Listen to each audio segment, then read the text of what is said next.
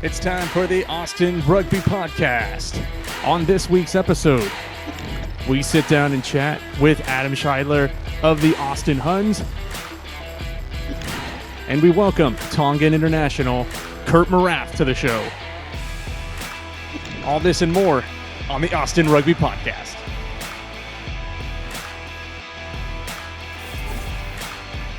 Well, hello, everybody, and welcome back to the Austin Rugby Podcast. So glad you could join us again. It's another week. We've got interviews, we've got analysis, we've got excitement, we've got more signings for the AGs. Man, we're wrapping so many things up into one show. It's going to be kind of fun. Not only are we going to talk with an AG player on this episode, but we're also going to talk with one of the local club level coaches. So that'll be great. But I'm really excited to bring on somebody who has been on the show twice before. This will be third time, and we talked about it in the first episode of this year,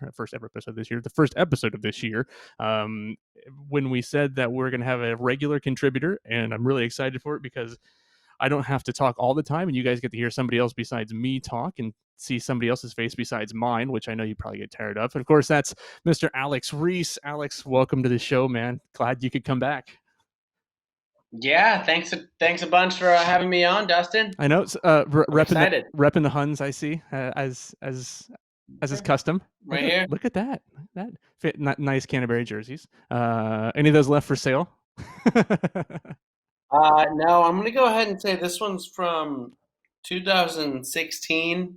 And I don't know what's hasn't been collected from 5 years ago. There you go, collector's items. Well, Alex, right. For those that don't know you, you were formerly with Flow Sports. You still do, writing for Flow Sports. During this time of COVID and stuff, and the lack of rugby in the world. Is that right?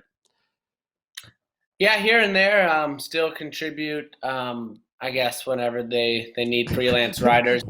Whenever rugby happens, on Flow, which isn't. Whenever rugby happens on Flow, so that's you're dealing with two relatively unlikelies these days. But well, yeah, I still try to write for them when I can, and everything's all good between us. Nice. Well, it's obviously since not a lot of rugby has gone on, really anywhere. Of course, over in Europe, they've got some going on. We do have some, hopefully kicking off here. We wanted to talk about, this week, past 2 weeks, as you know, we've been talking about the re-signings of all the players that the gilgronis have had. Pretty exciting. Who would you say is probably your most excited re-signing in the backs and in the forwards for the past year?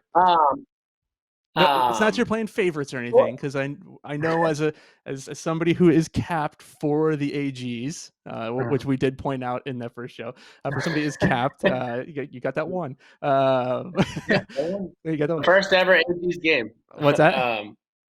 So the first ever AGs game. That's right. First ever AGs game came on. 8 whole minutes. 8 whole minutes. Yeah. So I guess as an analysis or an analyst, I should say, who's the two that you got most exciting coming back that you think?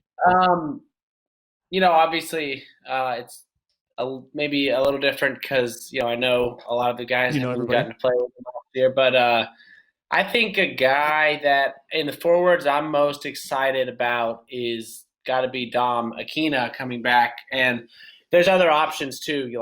It's great to have the Wapa and Mason and Mo, and a number of those guys back in the fold. But I thought that Dominic Akina had such a massive leap in the 5 games that he got to play last year that I was really excited to see where he would finish by season's end. And Austin, my buddy Austin Willis and I, who he runs the AG's social and everything, we kind of agreed that Dom Akina had to be one of the breakout stars of the league last year. Sure. So I think just for me personally, being able to see how far he took, how far of a leap he took in year 1, transitioning that into year 2, even a newer coaching staff, perhaps an added year of professionalism.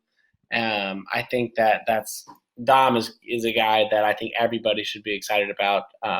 Hair or no hair. Yeah, exactly. Oh man, I was so sad to hear. Basically, he and Mo and Roderick all kind of cut their locks. Yeah, and I was like, so if you remember back to, you may remember back to this, but I believe it was like 2009, maybe 2010, back for Wales, the Hair Bear Bunch. Do you remember those? Do you remember that group? And you may be a little bit young to remember that one. I don't know if you're talking about Adam Jones. One of the great props of the last 20 years. Yeah, they had about 3 or 4 of them. The Welsh national team, they called them the Hair Bear Bunch. And ask your dad, maybe he knows. Yeah. So that's good. So so Dom Aquina, they obviously excited. Obviously, had him on the podcast last week. Who in the backs? There's only 5 of them that are returning, so that's in the backs. I think one of the pretty obvious, choices is, anytime you can bring an all black back into the back line, that's exciting. Right. So having Frank Halley is massive. But personally, I would have to say I'm most excited with the re-signing of Cowley. Yeah. At halfback, because I thought that, especially in a league like MLR, I feel like the role of a halfback is super important. I think it's just momentum, like a guy that kind of stabilizes, the flow of the game. And there's not a whole lot of real experience at 9 across, especially international experience across the league. So I think bringing Pelly back is a massive step. And I think that's, a building block that you can really kind of work a team around. Definitely. Right there in the middle. So, yeah. And I gotta go. I think he really showed that in that game against Houston. I mean, he came in like on 3 days. I think 3 days of training. I was talking with him and I was talking with Kurt, and Kurt said, "Yeah, I think we had 3 days of training before we actually laced up for that Houston match." And he came in, played the whole game, commanded the field. Yeah. I mean, commanded the field. You know what I loved in that Houston game?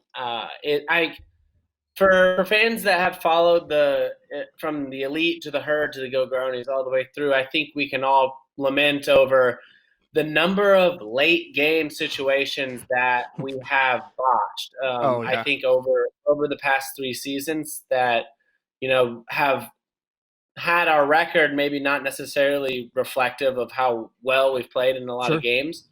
And I think that some of that comes from lack of experience and a bit of panic. Like I think of games where, like the Utah game last year, we could have really probably ran out the clock, just maintained the ball with a bit of composure, and we kicked it away, and it came back to bite us. And I've seen that happen before.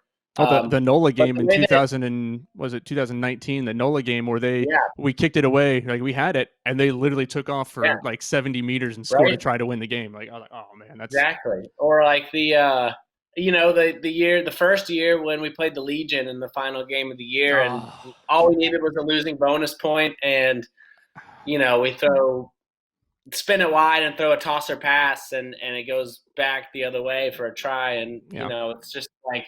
Some of that late game management has been poor, I think, over the years, and having a guy at 9 to really like right the ship is important. And I all that to say that the last 3.5 minutes camped on our own 10-meter line. Oh yeah, Pelly just marshaling the forwards around, and we milked I think 3.5 minutes off the clock. Like 10 meters out from our own line. Yeah, it was a very nerve-wracking situation given the fact that we were 10 meters out. Everybody is dog-tired by then, obviously, because you played the whole game, and you've just got as cool as can be, right? We'll use the get the cooler than the other side of the pillow, but I mean, he was just sitting there going, okay, you go here. He's like stretching a little bit, taking a yawn. Like it was just like nothing was going on. Like all was right in the world with Bailey on that. So yeah. I agree with you. Yeah, I think he's a good match winner for us. That's going to be and it doesn't hurt. Yeah, and it doesn't hurt having Marcelo there as well. I mean, Marcelo got Right. great experience playing down with Chile. Of course, yeah, they had a huge win a few months ago. Yeah, they almost won the tournament. Yeah. Right. Yeah. They almost beat Argentina. The Argentina 15. I think they only lost by like 4 or something like that. So it was a close match. Yeah. Pretty cool. That's cool. Okay, so guys coming back, there's news everywhere. As I joked around, and we'll do the pun. There was huge news this week, or huge news this week for Austin in the signing of that one Hugh Roach from, he's Australian. He's got 50 caps in Super Rugby. He just came off winning a championship with the Crusaders. Man, what kind of, in your thoughts, when you saw that, you're like, oh, wow, now we have another big hooker that's coming to play for us. Right. Anytime you get a guy with any Super Rugby caps, you're getting, one of the premier players on the planet. That's, relative in a way to, getting a former NBA player, if you're a basketball franchise overseas or something. And not only are you getting a Super Rugby player, but one with 50 caps who has been a part of 2 separate championship winning teams. If you look back all the way to 2014 when he played with the Warthogs. Yeah. And, I mean, you don't accidentally find yourself on a championship level team. I think everybody, it's a team effort, and so you've got a guy bringing, a lot of championship pedigree to Austin. For sure. And you even saw like his, cliche, but maybe cliche for a reason. Quote. The overall goal is simple: win the competition. Okay. Yeah, and like from a guy that, and he also won the Mitre 10 Cup in 2019 with Tasman. So, and they went undefeated in that year too. Like, yeah. God. So you're bringing in a serial winner. I think that's just positive for the culture of the team to have a guy that's been there and done that, and is, again, like I mentioned earlier, adding another level of professionalism, to the team. Yeah, and if you look, I mean, he's not small at all. That's for sure. He's a monster. I mean, not monster as far as like height wise. He's only 5'10" as far as height goes, but he's 243. But if you watch the highlight reels, he is a wrecking ball. Like he is he just barrels over people. But he's totally quick too. You can, in some of the highlights, he's actually out on the wing. Reminds me a bit of like Dane Coles, like, out there, like, I'm going to score tries at, where an 11 should be. I think, you and I have mentioned, I've talked quite a bit about the kind of the wealth in hookers that we have right now. Yeah, we have 4, right? So yeah, we've got 4 like very high quality hookers. And 2 of them who are extremely seasoned Super Rugby players.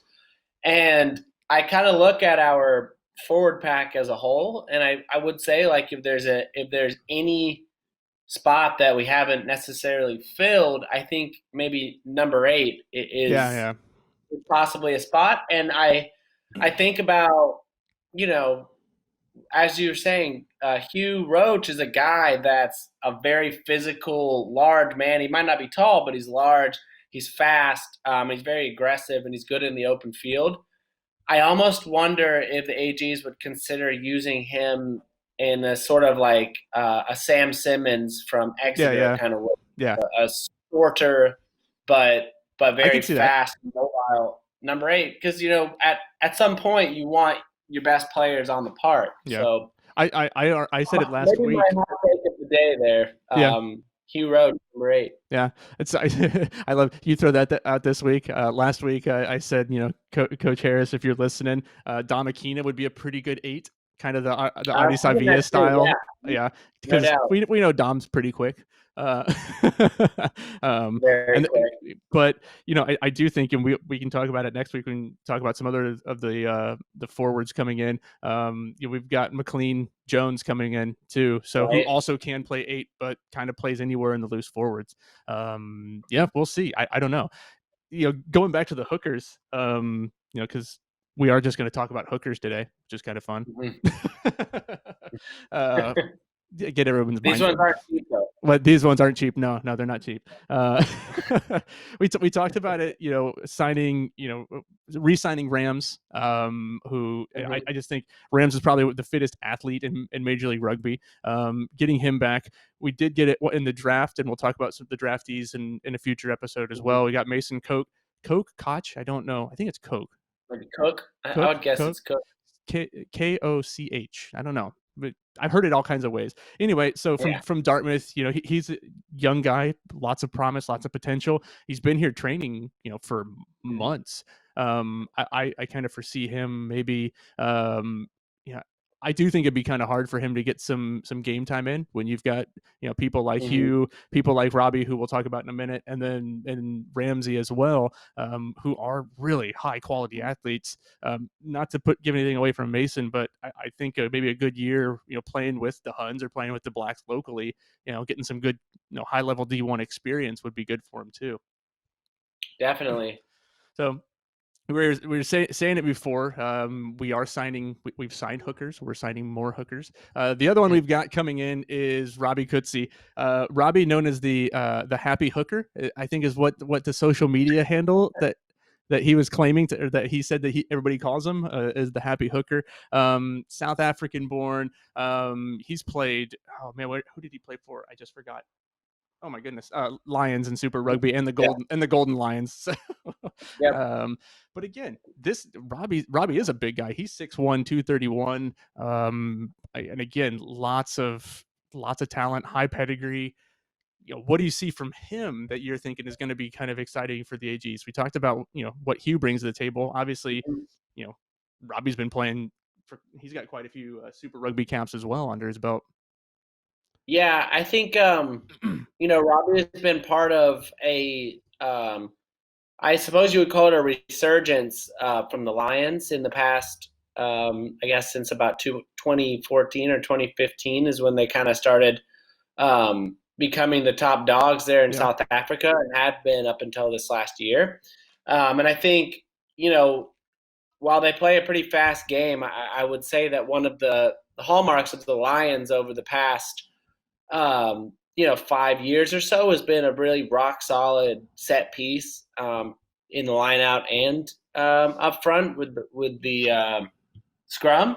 Yeah. And I think we saw a lot last year in just 5 games how important the set piece can be in Major League Rugby, and especially how deadly your rolling maul is. Oh yeah, absolutely.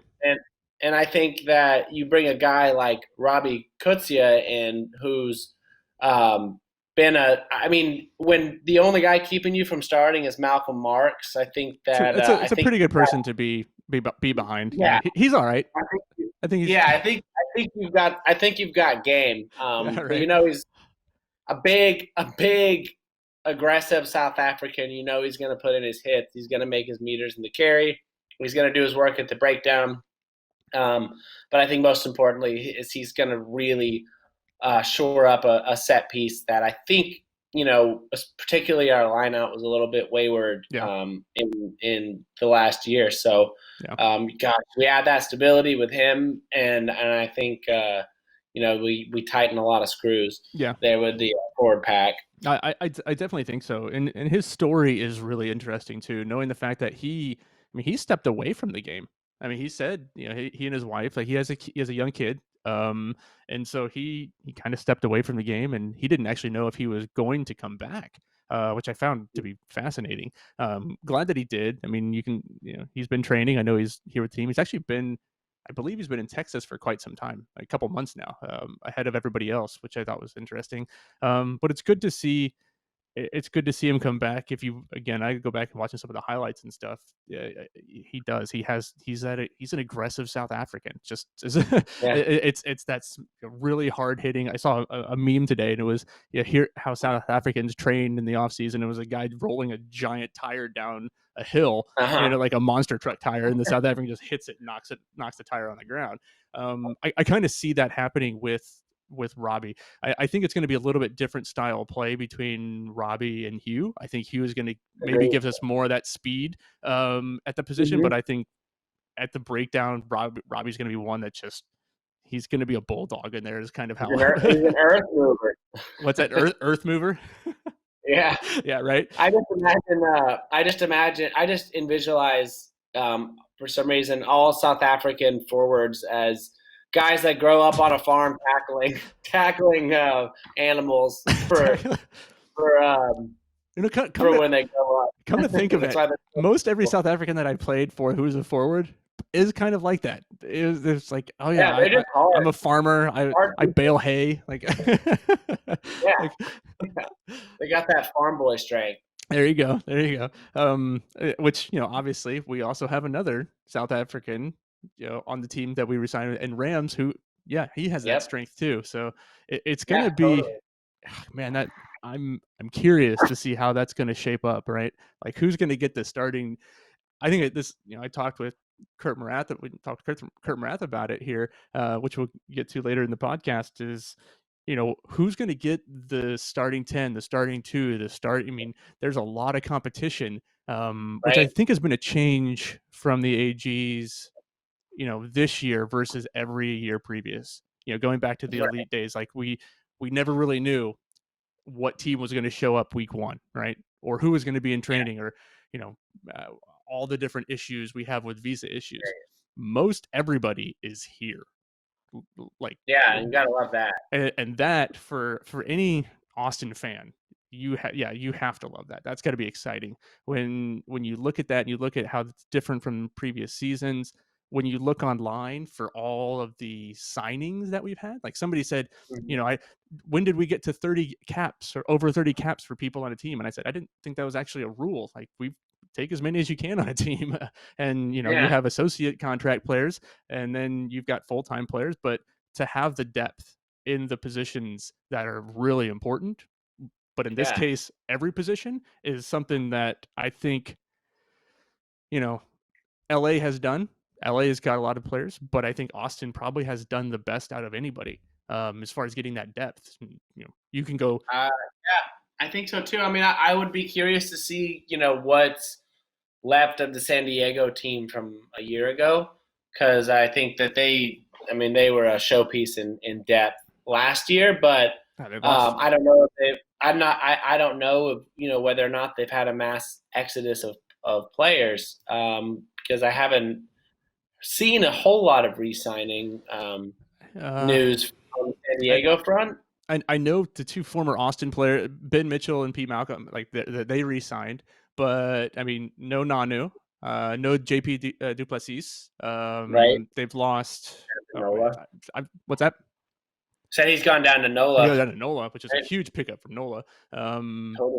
I know I've seen, again, it's hard to keep track of everybody moving around in the off season. Yeah, it's hard enough just keeping track of everybody in Austin right now. But I think that's going to be one of the key things, is seeing, like, which team are they gonna make sure that Chris Robshaw enjoys about a 1 month quarantine as soon as he gets in. Hey man, I don't know.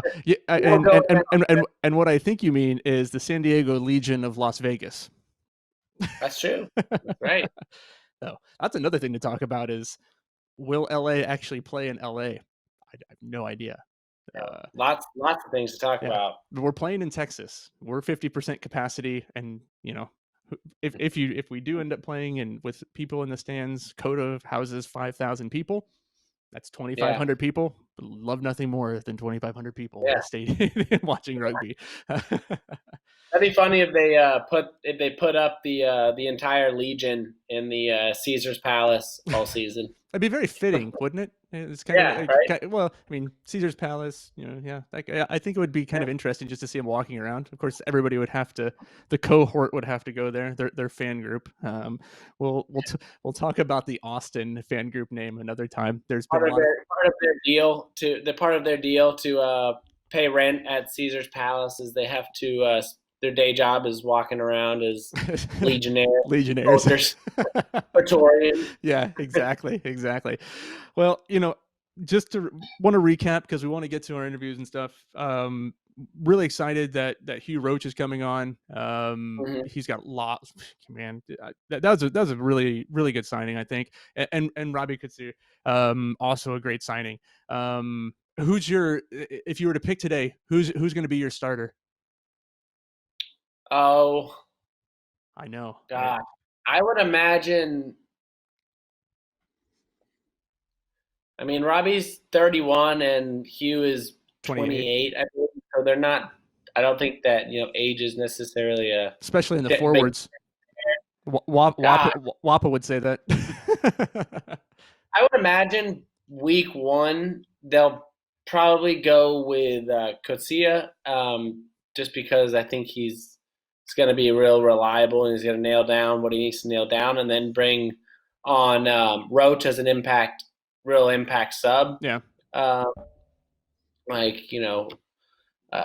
can't think. The guy's name is leaving me, but the Lions used to have a real good backup hooker to Malcolm Marks that wasn't Kutsia. That was a real live wire. I know who you're talking about. I cannot remember his name at all. I can see the face, but I can't remember.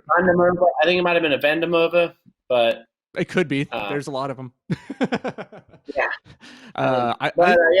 I think I see Roach coming on as your your real impact guy that you hate to have to tackle at any point, but especially in the second half. Yeah, especially in the 60th minute or 70th minute or something like that. Yeah.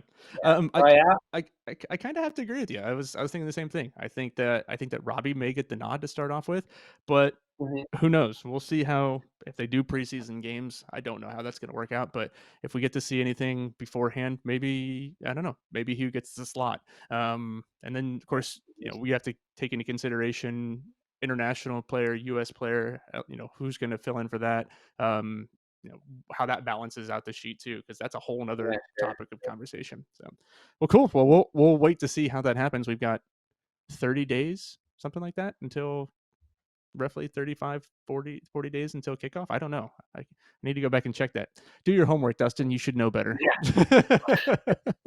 It's in March. Yeah, sometime in March we hope to have a season. We hope to play games, and that's going to be fun. So, right after this break, we'll have our first. We'll have both of our interviews. We'll have the first one, and then we'll follow right back up with a nice time sitting down with Tongan International, and what I think is going to be. I'm pushing for him to get his 4th World Cup appearance. So he's the only Tongan to have 4 international appearances, which we talk about here. Excuse me, started choking there. Gotta love that when you're trying to record and you start choking on something. Man, you're just getting choked up talking about Kurt Morath. Kurt Morath. I know, it's like it's right back here. That's good. Yeah, exactly. Sorry, Kurt. We wasn't trying to get choked up talking about you. So we'll take a quick break and we'll be right back.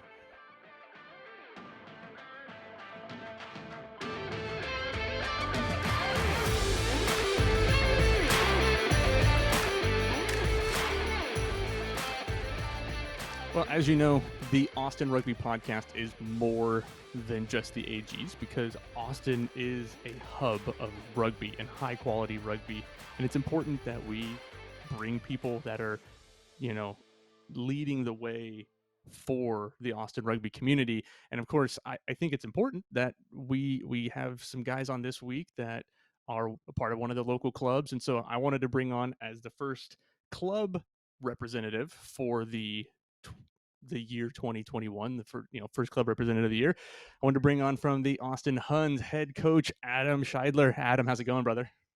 Good. How are you, Dustin? Yeah, we're good. We're just moving on, living in a world of pandemic and no rugby. It's true. So tell us, a little bit about yourself and how you got to be head coach of the Huns, man. Yeah, so oddly enough, I actually went to my first rugby training ever at 17. I was working at P.F. Chang's in the Arboretum in Austin, and one guy said, "Hey, man, you got to come play this rugby thing." And I was just kind of sick of soccer and lacrosse and all these odd sports I was playing with. Found another odd sport, but went to like the small park in East Austin in Dirt road. in like 99 or 2000.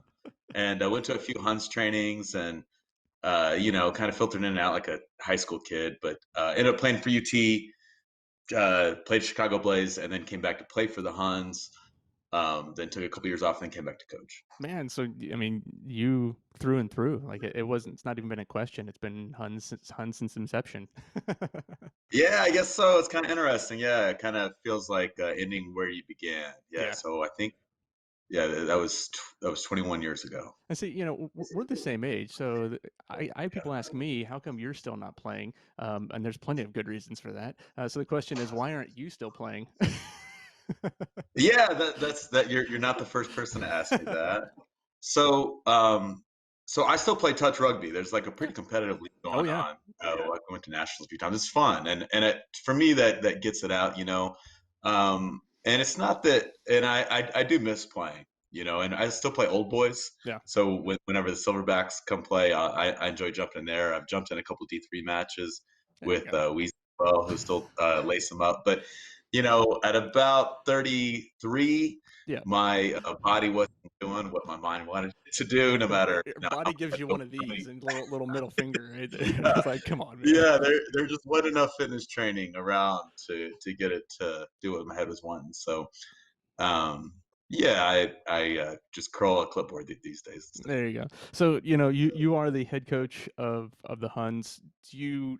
Technically, correct me if I'm wrong, do you all three levels you're the head coach for, or do you kind of pass off some of that responsibility to some of the other guys for D2, D3? Yeah, so we started with three coaches on our coaching staff 4 years ago, and now we're up to 7. No, man. So I've been the head coach, and then on game days I'll mostly coach Division 1. Yeah. And then we've had 1 to 2 coaches for every side for Division 3, Division 2 as well.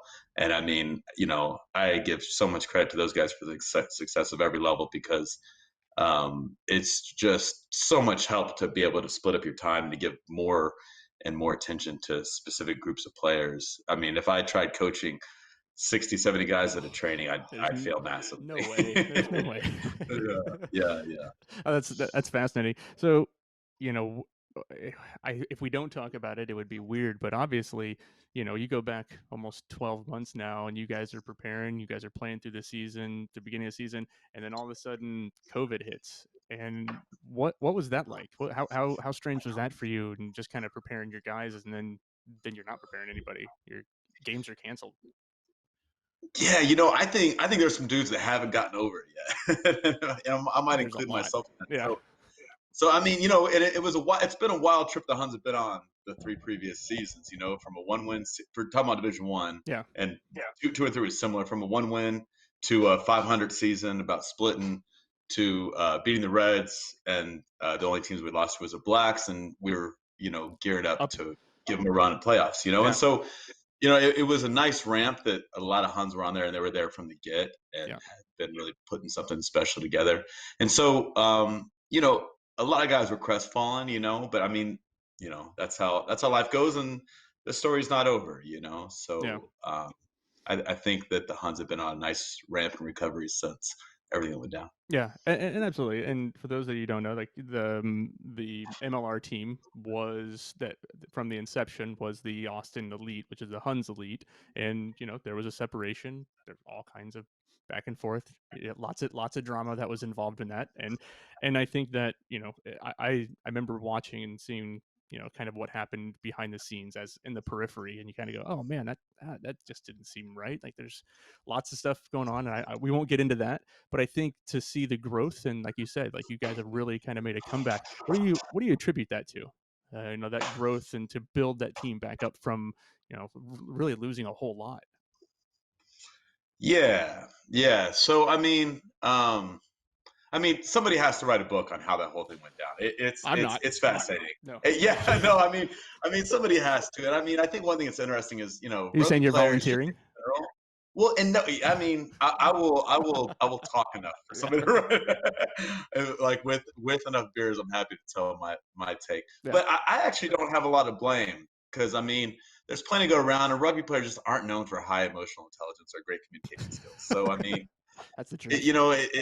It's hard to hang it on anybody individually. I think it's just an interesting story is kind of the way I see it. But back to your question, that 1-win season is the hardest season I've ever been through as any type of competitor, and I've been playing sports since elementary school, like everyone else, right? Yeah. I mean, the hardest thing I've ever been through, and trying to get guys fired up, and we still had to field 3 sides, and so we had to have on some weekends. We were in Little Rock, Division 1 was in Little Rock, and Division 2 was in Fort Worth, and Division 3 was in Houston. We had to get guys for every side and still get boys fired up enough.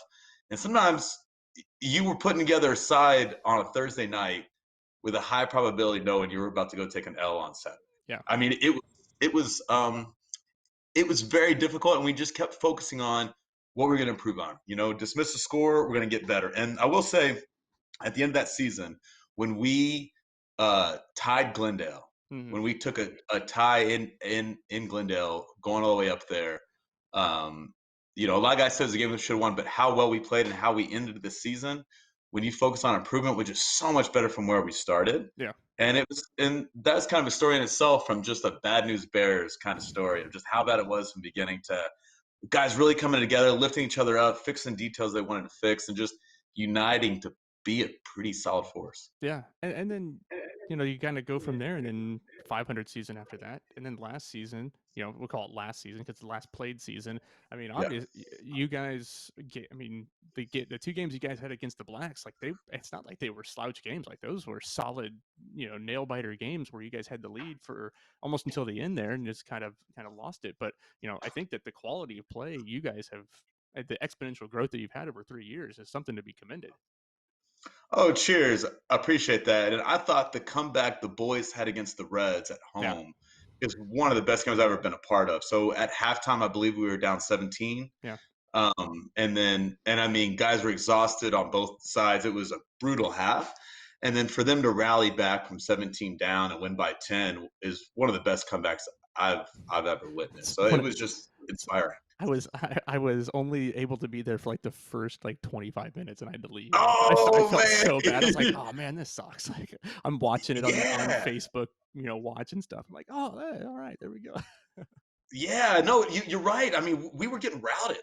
I mean, Reds were walking in triads, heads are being hung.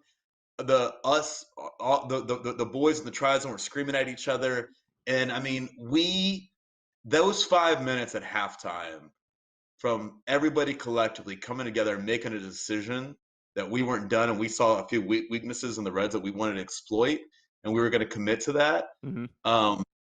Was just inspiring, man. It's kind of what you put in years of work just to have 30 minutes of that kind of experience. Well, it's good. It's good to see that. It's good to hear that. Kind of thinking about it, you briefly touched upon it. You sending people D1 here, D2 here, D3 here. How difficult is that? To have, how difficult was it maybe then? Obviously harder, but now that as the team's grown, more and more players coming in, how have you seen that affect? TRU and Texas Club Rugby in general is having so many different, the teams, not too many field 3 sides, right? The U, the Blacks, and the Reds, and I think that's it right now, right? Correct. So that's one that says a whole lot for people who question whether or not there's a large rugby community in Austin. There's 3 sides. Technically, there's 7 sides if you count Division 1, 2, 3 for Blacks and Huns, and then of course you have the Valks as well. So there's 8 total sides. So that's amazing. How do you kind of deal with that as a coach and thinking about, okay, who's going to go play? Because I know guys jump up and down sometimes between D2, D3, D1, D2 type of thing. How do you handle that? Very difficult. If you draw names out of a hat. And if you ask a lot of the players poorly, is the answer. Like, damn it, coach, come on. And it's so interesting because I mean, karma really can be a real evil mistress. Because I remember as a player, when coaches would put out select, even if it had nothing to do with me, I was sure that I knew in my head, like, that is the wrong selection. Let me show you what the right one is. And this is why, and this is the obvious correct selection. And then it's an interesting experience of being a coach, and I'm pretty hard-headed. So it took me 3 years to realize there's no such thing as a selection sheet that even maybe a majority of people would be happy with. Yeah. I mean, it just doesn't exist. It's you know, and so what's that? I said I've been there. Like, come on. Yeah. Yeah. And I remember being a player pissed off about selections, and then I look back like, oh, I always thought there was something a little bit wrong with it. So I guess, but you know, now you're on the other end getting complained about your selection. But and here's the thing: it's not like, you know, it's not like you're like a head coach at MLR, like an NFL team or an MLR team, and all these guys listen to you. These are grown men. They're older. Some are older than you. Some are the same age. Like, these are all professional working adults.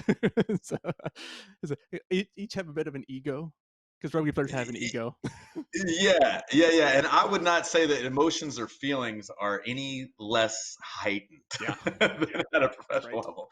But you know, I guess to try to give a maybe more sunny side answer to that is that one thing that we talk about at the beginning of every season when we have our players meeting is we have two big values that we're about. One is a culture of inclusivity, where anybody that shows up and anybody that walks on is welcome, and you're a rugby player and nobody's cut. And that's an ethos that I believe is higher and bigger than the Huns, the ethos of rugby. It's not, we're not football, we're not having tryouts, you're not cut. You are here no matter who you are. We had a guy last year that was like 60 and wanted to come out. And we've had all these kind of stories of real cool people that have just, hey, I haven't played sports 12 years. I had this operation and I need to get fit, and so on and so forth. But the thing I'm saying is that, for one, we have a culture of inclusivity. And our second value is a culture of competition.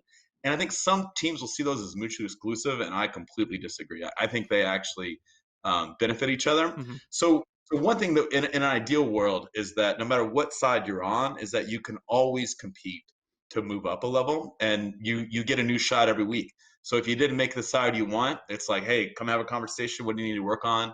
And then let's see if we can lift that level. And, you know, Division III is a place it's a split, in my opinion. It's a guy that's brand new to rugby. Plus, it's an other mix of veterans that are my age that are, you know, trying to ride off into the sunset with our broken knees and stuff. But, you know, but that's a great place for older players and vets to teach younger players, you know, and, you know, vets aren't interested in playing at a higher level. That are in their 40s, some of them, and that's okay. But there's a 19-year-old that just showed up and learned the game that does have some aspirations, maybe MLR, and he can work his way from 3-1 up through the sides. And I think these larger sided clubs have a great opportunity for progression built within them. Yeah. Well, you kind of said it, you know, this 19-year-old going to MLR.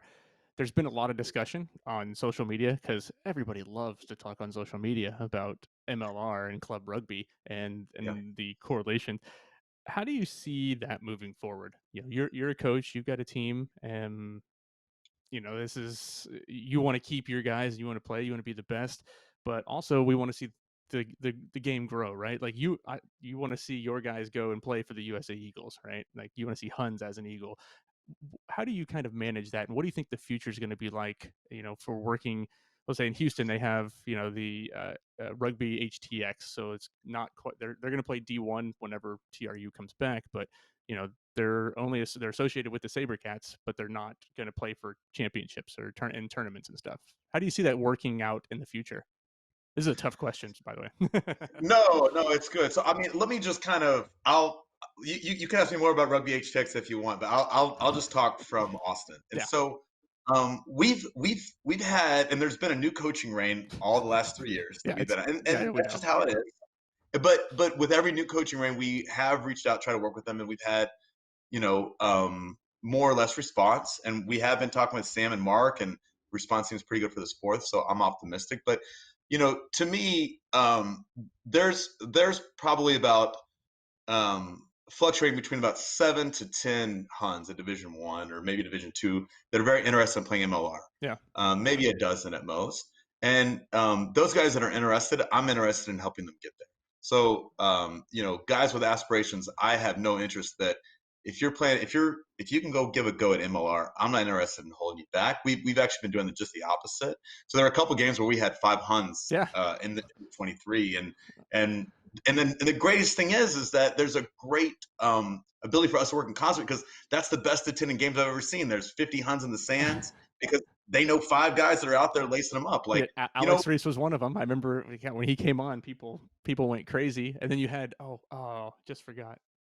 JP Novak, who is officially Warren, the oldest MLR player now.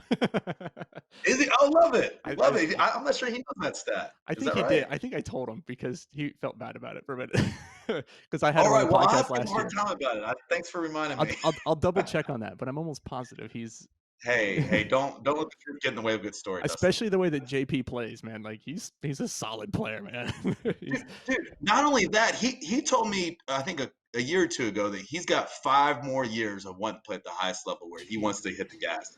And I mean, and he's 40, right? Yeah, and he's a specimen. It's impressive. We'll call him a freak in nature because it's pretty. Yeah, he plays high quality, so. He does, and gives it his all. No doubt. I mean, 2 kids, has his own business. I don't know how he finds the time, but it's Solar 512 for those listening, watching. Go check out if you need solar panels. I'll promote JP's business. I don't care. We're business owners. We know. Love it. Absolutely. Yeah. So it's good to hear you say that. I do know that some people have kind of questioned it around Texas and around the U.S. It's like, well, we don't want our club players going to play, with the MLR associated like development teams and whatnot. But I'm glad that you're kind of. I mean, listen, I know it's tough and you always got to field new teams, but the fact that you're in support of helping grow the game, that's always a good thing. And if I said that incorrectly, please let me know. But I felt like that's kind of your motto is you're going to help them reach their goals no matter what. Yeah, absolutely. I mean, I think we can talk about some downsides of MLR, but I think also they're in their early development stages and they got some growing pains, so I think I can give them a little bit of room for that. Yeah. But I think sometimes by people that can be skeptical, even I can carry some skepticism. Sure. There's a lot of positives too. Yeah.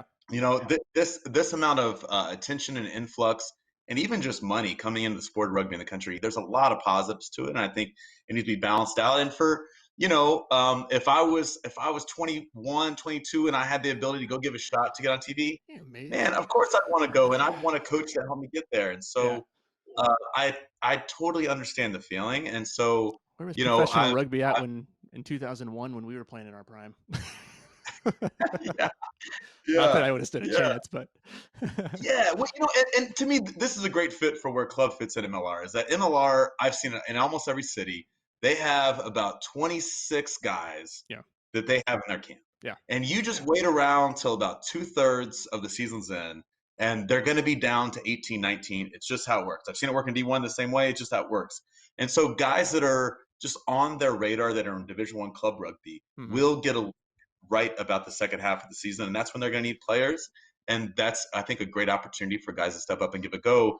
Even if they're unsigned, it's just good to be in the same city and right nearby where, hey, come on up. We need a level. And with us, with, at Division I, we'll fill in and make things work and still give a go. And I mean, I think a great system that, I've heard a lot about and asked players about is like with the Brothers and the Reds over in Australia, really high level club rugby.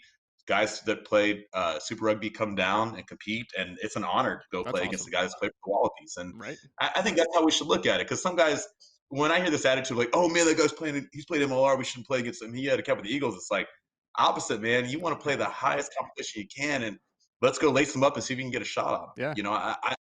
To me, that's the mentality I think is probably the best for upping your game. That's awesome.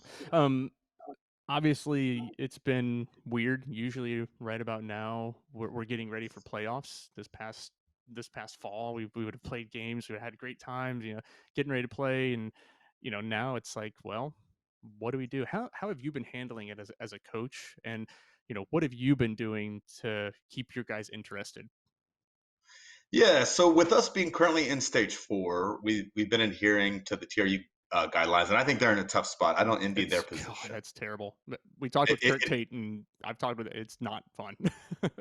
No, it's not. But in an and we're very similar in a smaller version to where we're wanting to keep rugby alive and try to do it as safe as possible. Yeah. And there's no perfect answer, but we just try to make the best decisions we can.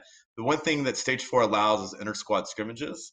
So we've been having practices, and we came up with our own modified rules with no set pieces and no breakdowns. You're playing rugby league, basically. It's supposed to leak. It's It's pretty supposed to close. leak. You know, there's not 6 downs. Code switches. You know, and yeah. And you only have to get to the back foot of the ruck. And you know, it's definitely challenging. There's a lot of short arms, but I mean, there's a lot of forwards they're not upset about not having a scrum 15 times. I'm sure. I mean, it's made for some interesting matches, you know, and I think that's the first time that we've had like a full type of tackle competition since we played in March last. So it's been 10 months for a lot of guys. It's crazy. And, you know, and I think a lot of guys were surprised at how quickly they got exhausted. I think the match only lasted like 55 minutes and cramps, and guys looked like they were caught by snipers all over the field. But, you know, you got to start somewhere. And you know, I think we're just trying to bring it back as safely as we can. And nice. Yeah. But I also want to talk about, which is I think is very important for you guys, is the Huns youth program. Kind of want to wrap things up here talking about the youth, because I think what you guys do with the youth program is fantastic.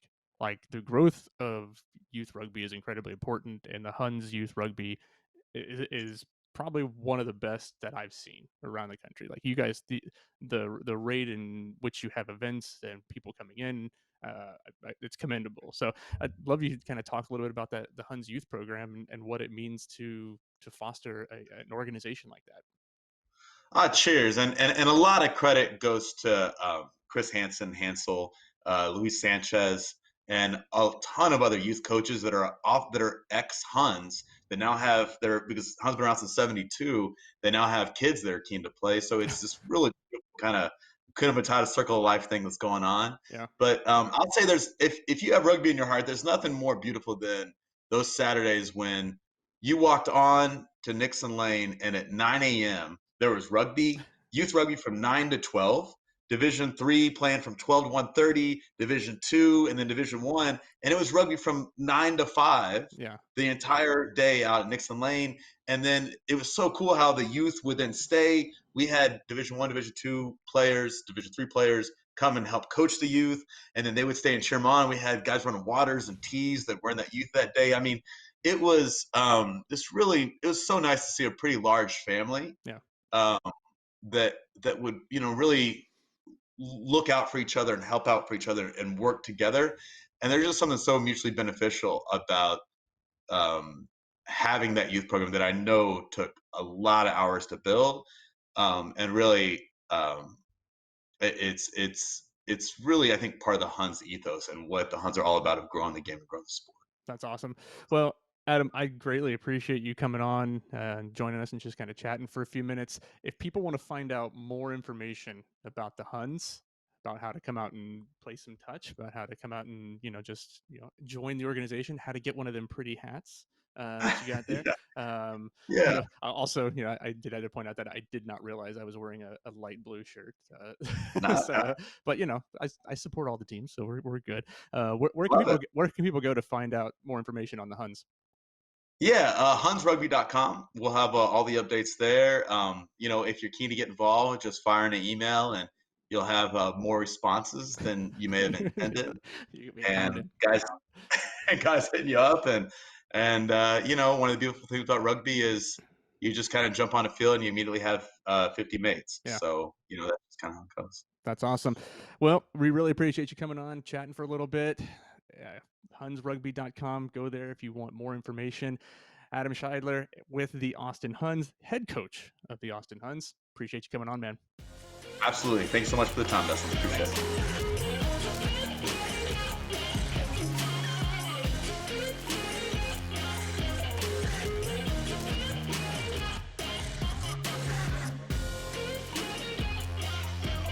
All right, for my next guest on the podcast, really excited to have him on. He has, 38 caps for Tonga. He is 3 World Cups, but only 65 minutes for the AGs, unfortunately, for last season. He is the one and only Kurt Morath. Kurt, how's it going, man? Yeah, really good. Thanks. Thanks for having me on. Yeah, sorry to bring up the only 65 minutes. I know it's a bit of a sore subject, but because you know, well, the season ended last year, 1 game in for you, so that wasn't fair. Yeah, disappointing finish that way, but I mean, we got the win, and that's always the main thing. So 1 from 1 so far for me. Yeah, the Gilgroni. there you go. I'll take that. That's a good way to start. You got a couple other guys like that, Pele and Will, both also. The big announcement on top of the Circuit of Americas was kind of a nice coming out party, for you last year. Yeah. Yeah, no, that was good fun. It was good to get out there to Dakota. First time out there. Yeah. Hopefully we'll get to play there this year, which will be good. Yeah.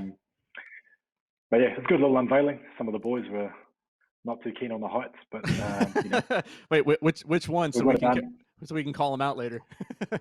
No, I'm not saying names. Okay, yeah. Well, there's only 4 of them up there, or 4 others up there with you besides you and Matt and Wapa and Will and Pele. So we'll have to chat with them and see which one actually is the one afraid of heights. So another time. So. Yeah, another time. Yeah, right. So you are. Yeah, I mean, you're the most experienced Test international player to ever play for Austin, technically speaking. And 38 caps. You played in 3 World Cups. You played pro rugby for San Diego for a year. Played in Utah. Then you're off at Doncaster. What was it? What was kind of the impetus to come to Austin? As you're preparing, you're finished in in the English Premier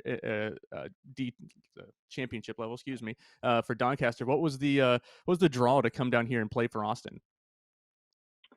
Well, like I said, I've played in the US 2 times previously. I've always enjoyed my time here in the US. I actually had another year left on my contract back in England, and then after the World Cup, I kind of thought, I didn't really want to go back to England. There's an opportunity. Yeah, it was that time of the year. It's getting pretty cold. Oh, yeah. And, I thought there were better places to be, and the opportunity to come back to MLR and to a place like Austin. And at the time, I guess they hadn't had the best record. No, previously. Not at all. Yeah, it was a good challenge and a bit of a fresh start and coming back to America as well. Yeah, well, and obviously, weather was a little bit different. It was a little bit warmer here, probably in Austin than it was in England at that particular time. Most definitely. Yeah, and you were actually slated to. I mean, if we go back to the last World Cup, unfortunately for you and for those who haven't seen it, it ended kind of prematurely for you in the first game against England, and just what we watched for those of us who knew you were coming to the team before official announcements were made, that was kind of a scary moment for us, but also a scary moment for you to get kind of a back end of a boot from Tuilagi and out of nowhere. Yeah, well, I guess it's a pretty random sort of injury. It's something you sort of see more in like MMA and boxing. Yeah. By the way, at the time, I guess for those who haven't seen it, it was a boot to the throat, and obviously for those listening, you can't see it if we put a video up there. So he got a stray boot right to the throat, and it, out for the count. Yeah, so I mean, I kept playing for I guess another 10 minutes, and something just didn't seem quite right. Yeah.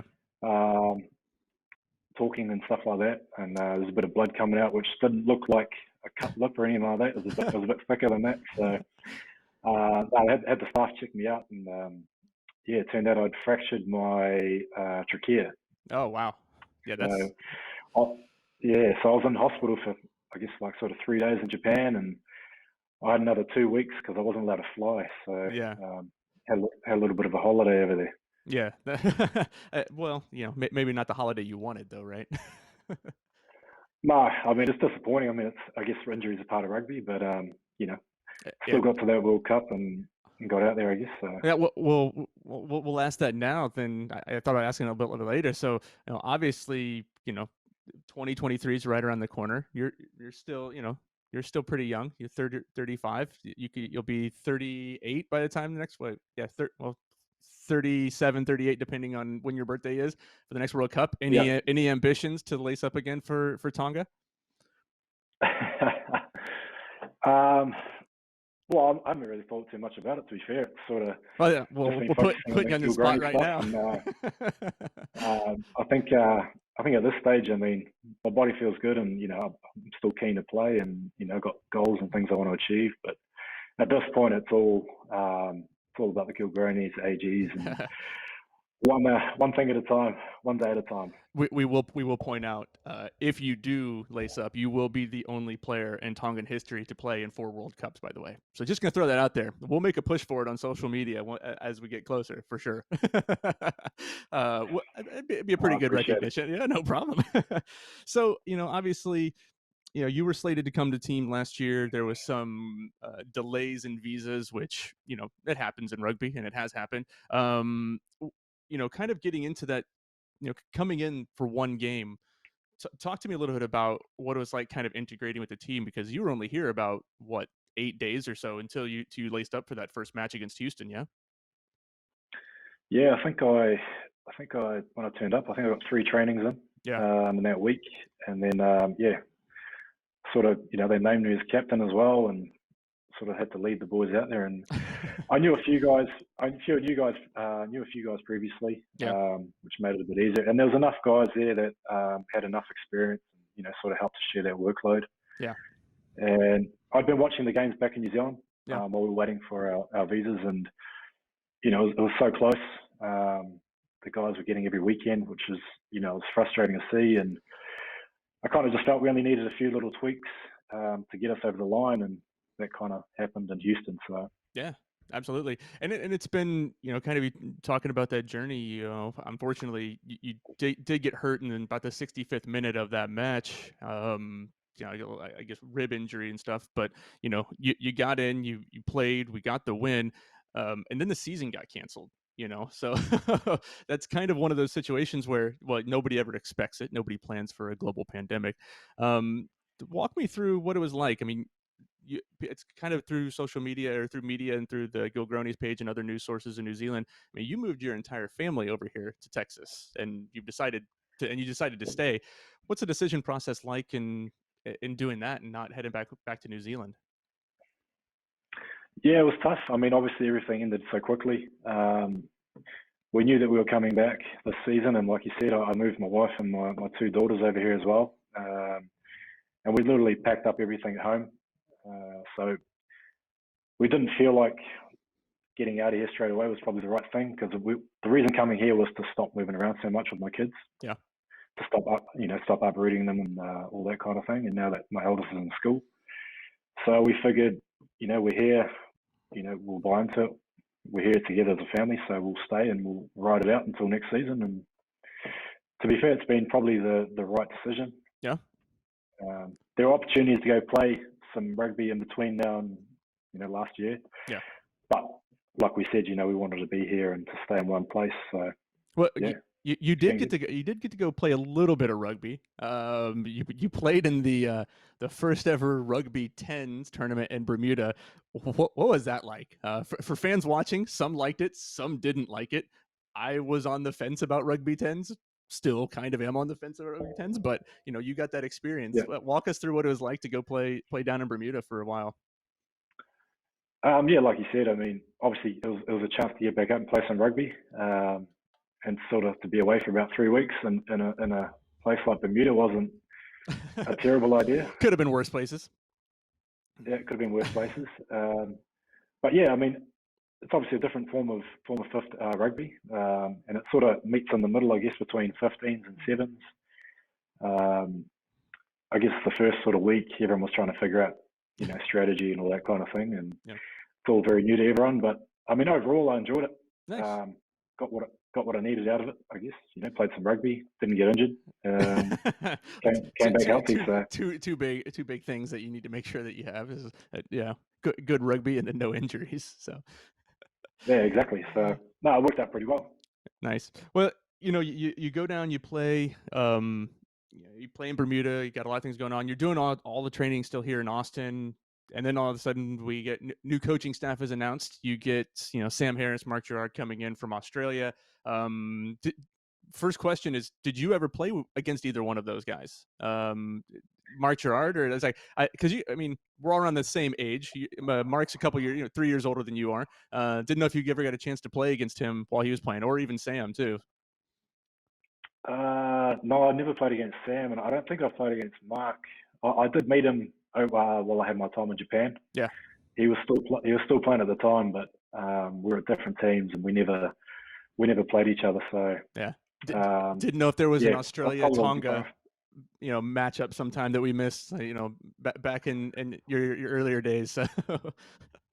No. So, no, I haven't actually. Yeah, I never got to play against Mark, but yeah, it's really good to have them here, and they've got some really good ideas and some fresh approaches coming through to this season. Yeah, let's talk a little bit about this season. Obviously, lots of signings, got all the re-signings. We've covered it on the podcast. All the re-signings in the back line. Only 5 re-signings in the back line, so it kind of shakes things up. But lots of new signings, definitely in that back line. You've got guys like Cole Davis, you've got Frank Halai coming back, you've got Roderick Waters coming back, you've got Will is also back there, and then you've got Mac Mason. And it kind of puts, I talked a little bit with Dan Power a couple weeks ago, kind of puts an interesting 3-way battle for that starting, that number 10 jersey there with you and Will and Mac Mason. What's that going to be like, and how do you hold those two off from taking your 10 jersey? I think it's all about what's best for the team, and bit of in-house competition. There's nothing wrong with that, and it's always good. It's always good for the team, to get the best out of everyone. So, I mean, I'm looking forward to it. I'm sure they're looking forward to it, and whoever plays, it's obviously for the betterment of the team. And at the end of the day, if the gilgronis win, we all win. So. Yeah. Do you feel any sort of we'll call it responsibility? Being one of the more experienced players on the team, both internationally and just in rugby general and years playing, to kind of lead some of these younger guys. I mean, we do have got a team, kind of a mix of age ranges and people who had different experiences, especially a lot of the American players. Do you feel that responsibility kind of to help coach them and guide them along? And yeah, I think that's all part of it. When you come over to, I guess, where rugby is developing in the US, for some of the guys in our squad, they're pretty new to being in a professional setup. Yeah. And what a rugby setup looks like every day, day to day sort of thing. So, having been around for quite a while now, yeah, you definitely do take that on your shoulders, that to sort of show them how things should be, and how they can get the best out of themselves. Yeah. How do you think that you're here coaching the team? You're not coaching the team, but you're acting like as a player coach. I know some other people are as well, kind of like WAPA and other members of the organization. When we have younger players, what are some of the important things that you think that American rugby players can work on early, in order to push them to that next level? That's one thing we've been talking about, is getting younger players acclimated to the game sooner at a younger age. What are some of the key things that you think are always important to work on at the young player age? Yeah, I think obviously if the earlier that they can get a rugby ball in their hands, they can get exposed to it. They're going to continue that on through their careers. I think quality coaching at a young age is very important, so that they're actually learning these skills from a young age. They're not sort of going through to, when they get to like 19, 20, then they sort of get exposed to this coaching where they've sort of learnt bad habits along the way. Yeah. So it's kind of hard to change that. So, I mean, the more they can get exposed to rugby on a day-to-day basis, as well as good coaching, to work on their skills, I think that's pretty important. Nice. With that, do you foresee, the U.S. Making leaps and bounds over the next couple of years? Do you think MLR is one of those leagues that's going to help drive, the game even further? Kind of at the youth level all the way up, rather than pulling athletes from crossover, football players or something at 19, 20 and trying to make them into rugby athletes. Yeah, absolutely. I think the more we see rugby on TV here, the more exposure it gets. Kids at a younger age, they're going to start to see MLR as a pathway for them to make some money, as well as play professional sports. So it can only be good for USA Rugby, I think. Yeah, and speaking of getting eyes on television and eyes in marketing, your eyes have been all over the Austin area. In what 20 or 16? I can't remember which one it is anymore. Billboards around the city with Kurt Morath all over the front of that. What was what was the thought process behind that? How did that come about to say, hey Kurt, we're going to put you all over the place, and we're gonna darken everything except for the jersey, and I think your eyes are just staring at everybody else. Walk us through what that's like to drive around town and see your face all over billboards in Austin. Yeah, I mean, when it came about, they sort of just said, can you come in on this date?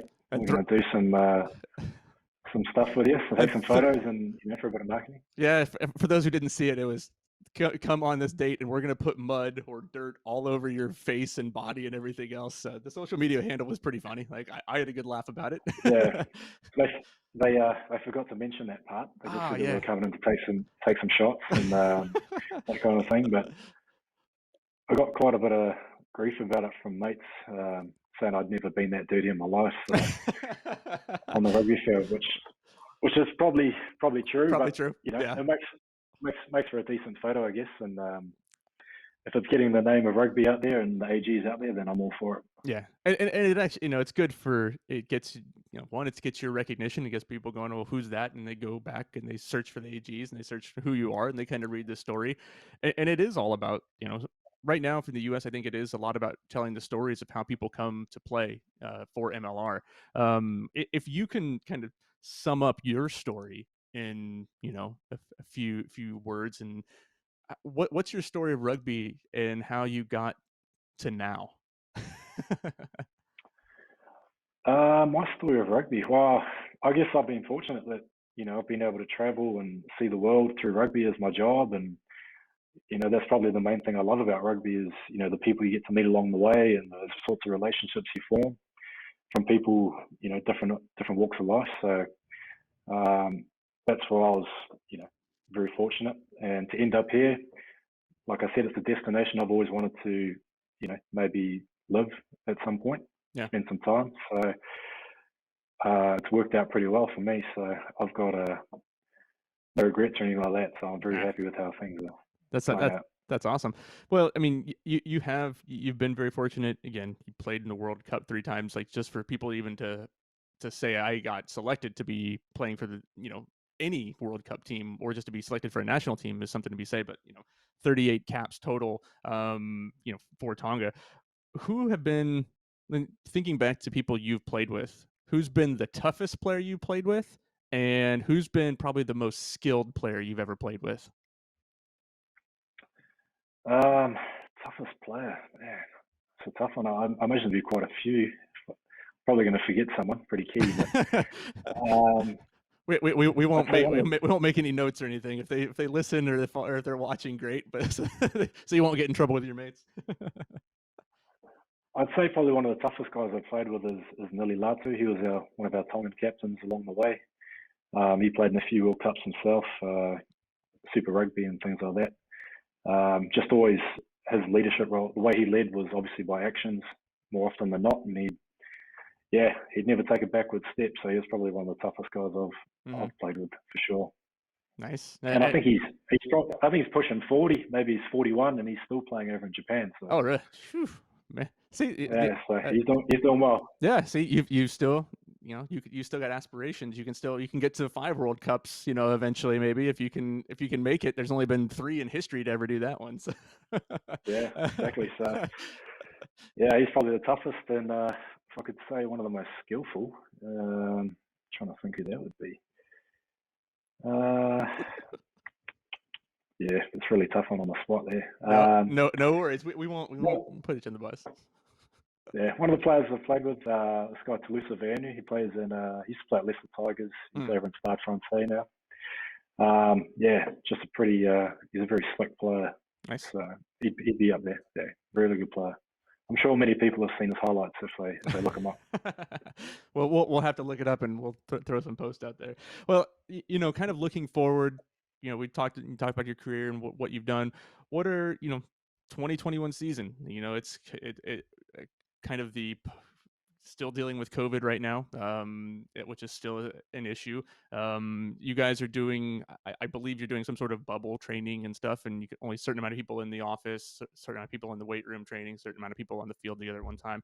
How's that kind of changed the dynamic, and what do you think? Do you think there'll be an impact, not being able to have full team, 35 players out at one time, training with the squad, at least for a little while, that we know of at least? Yeah, I think. Well, I guess it's going to be new for a lot of people, for all the teams, I guess, this year. Yeah. For us, it's just I know, trying to get that bonding with the team, because obviously if we're separated all the time, we're doing a lot of Zoom calls and things like that, just so everyone can get that attachment to each other, and wherever we can, we're going to try and build on that. But yeah, I guess it's only time will tell, but it will be tricky. But I think with the medical staff and everything that they're doing for us, they're putting us in the best place we can to be successful. Yeah, that sounds good. And kind of outlook for the season. What are your, obviously we all hope to lift a shield at the end, but do you have any personal aspirations for the season and kind of team aspirations that you'd like to see happen? Yeah, obviously, to win the competition is the main goal. Personally, I just want to play good rugby, and whatever capacity that is for the team, that's up to the coaches. But I'll be trying to put my best foot forward every training, every game, and then I think that's all we can really do. So yeah. And then even looking forward to further than that, becoming regular residents of Austin, Texas, or Round Rock, Texas, wherever within the greater Austin area that you live, staying here for the foreseeable future, or headed back to New Zealand eventually? I'm not too sure. Yeah, well, I'm looking into a few things over here, so that would sort of keep us here a little bit longer term. Yeah. That's sort of outside rugby as well. But we're happy here. We're coming up a year being here in Texas, so we've enjoyed our time. So we're not in any hurry to get out of here. Well, that sounds good. We're not in any hurry to see you guys leave. So I appreciate it. Any final thoughts as we kind of wrap up here, and anybody you'd like to say hey to, or any things that you'd like to say to those listening and watching the podcast? Just I guess to all the rugby community out there, especially the AG fans and supporters. We look forward to seeing you all this year, and we hope that we do you guys proud and put good performances out on the field that you guys can be proud of. So we're looking forward to putting an exciting product out there, as well as getting some victories. Yeah, we definitely look forward to that. We hope that things can progress and there can be some in-person at Coda at Bold Stadium. There can be some fans in the stands, but we'll see. If not, we'll be all on KXAN, KBVO. So that's something that's we've been talking about. That's going to be great no matter what. If we can't be in the stands, we can watch on local television. So there's that, which doesn't happen anywhere else I don't think anywhere else in MLR. I think we're the only team to have a local station broadcasting all the games. So something to be said. That'll be fantastic. Yeah, exactly.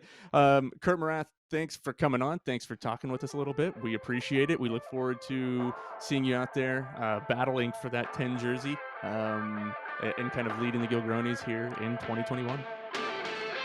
Cool, man. Thanks for having me on. Appreciate it. Have a good one.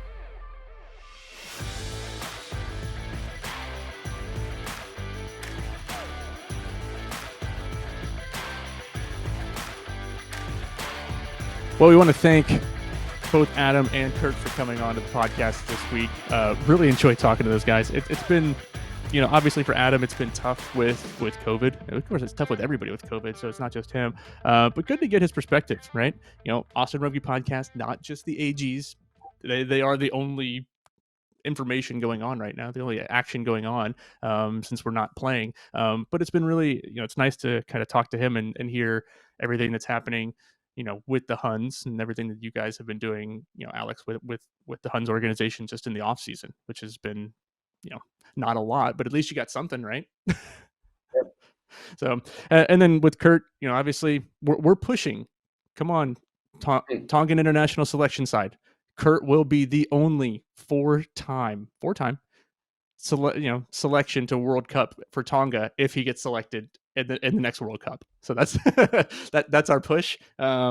He's still young. He can still do it. He's still got the Jets. Hey, you're telling me there's a chance. So you're telling me there's a chance.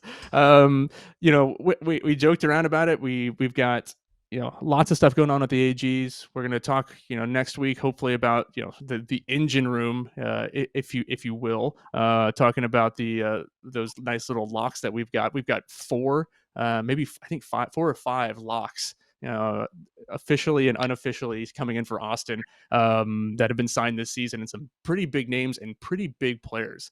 I don't know, Alex, if you've seen the size of each one of those young lads, so I'll say, but they're big. It's good stuff. Alex, any last thoughts from you before we depart today? Not particularly. I just real happy just to get a chance to talk about some rugby and